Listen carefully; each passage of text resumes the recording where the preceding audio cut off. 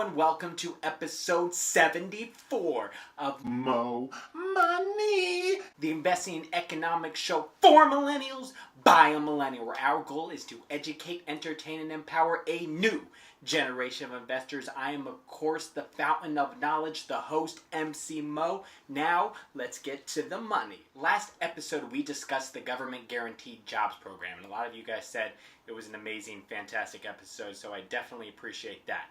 That was the program, which is a government policy designed to give a livable wage plus benefit job to all Americans who are unemployed for whatever reason. This week we are discussing another plan within that realm of thought. So this week's Mo Money topic is Universal Basic Income, or UBI for short, which is one plan that falls under the Guaranteed Minimum Income umbrella. Universal Basic Income, in summary, is a minimum payment of money that is given to all adults of a society that would aim to put people just above the poverty line. There is no provision to receive this money. No job needed, no need to search for a job. If you're an American and you have a pulse, guess what? You get it. Everybody gets it. The homeless guy on the street gets it, all the way up to Jeff Bezos. Obviously, in certain proposals in certain countries, there may be some differences, but for the sake of the episode, that's what it is. Now, you may be saying, oh God, free money, another liberal handout, and you're half right, and most likely you're probably a piece of shit, but I digress. The idea of UBI has been discussed as a possibility across the political spectrum.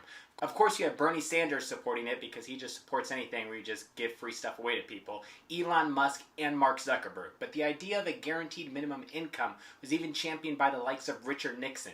You even had Donald Rumsfeld and Dick Cheney, who ran a UBI program in the late 60s. Martin Luther King Jr. supported it, Milton Friedman, and the idea goes as far back as Thomas Paine. So first, let's start off with the benefits of a UBI. The current welfare state can be demeaning and restrictive of a lot of personal freedoms, such as what they can buy, limiting withdrawals, saying where they can live, what jobs they can have, etc. UBI would seek to eradicate the demeaningness of welfare, but with the same goal, by giving recipients total freedom over their money. People will be free to spend this money on anything that they want. A UBI can be a great benefit to those who are working minimum wage jobs, for instance, who have little skills. A UBI could help them put that money towards paying for college or going to some job training.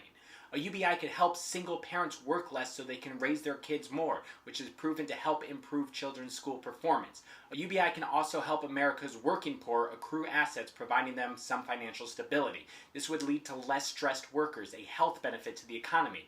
UBI can help those who were recently laid off survive until they find another job. It can help fund travel expenses for those looking to move to more affordable parts of the country. It can be a way to directly subsidize innovation by providing financial assistance for new entrepreneurs. The idea is the current welfare system creates a ceiling that traps people in poverty, while a UBI creates a floor. There is an increased risk of social instability the more income inequality that there is, which is a threat to society. Thus, UBI is a motivation to prevent that. Now let's look at the negatives of a UBI. The biggest and really the only negative is it economically possible or efficient? Because there are no other negatives to helping poor and underprivileged of a society. The main reasonable idea for funding in the USA would be to scrap the entire welfare system. SNAPs, Medicaid, Social Security, Section 8, all of it. The answer then depends who you ask and what their version of UBI entails. Of course, since the USA, these are all still just ideas and nothing has been tested, everyone has their own math if they've even done the math at all.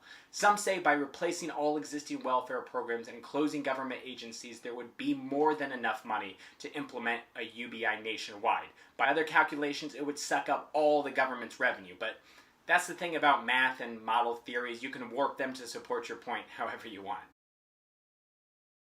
So here's the bottom line. Whether you think the government or private charities should be in charge, nearly everyone agrees we as individuals bear a moral responsibility to ensure the welfare of those in our society, and our current welfare system is not doing that. UBI seeks to be a more dignified solution to poverty. The UBI experiments that have been taking place already have debunked two current critiques. First, that UBI does not cause people to just stop working, because nobody would choose to live at the poverty line just so they don't have to work. Second, the World Bank released a report showing the poorest among UBI recipients did not use the cash to buy cigarettes, booze, and other vices. Capitalism in all its infinite glory and near perfection, it moves fast because of the innovation that it spurs in its nurturing incubator. But sometimes in the speed of these innovations, people do get left behind as jobs change and there is a lack of skills available for these new jobs that are needed.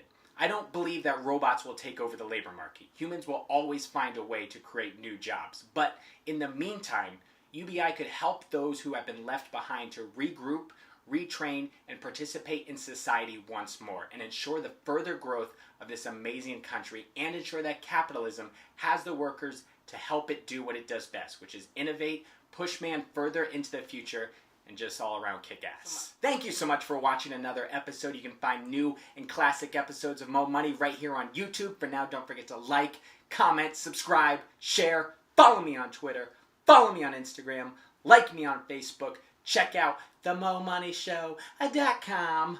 Mo Money signing out.